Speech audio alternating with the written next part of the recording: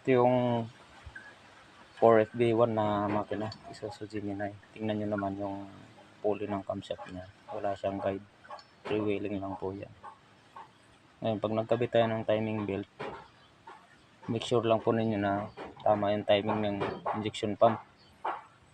At dapat pag naka-timing na yan, nakatapat na yung marker, nalagyan nyo ng bolt dito para hindi gumalaw-galaw. Kasi itong makina na to, hindi ito kagaya sa iba na mayroon siyang adjuster.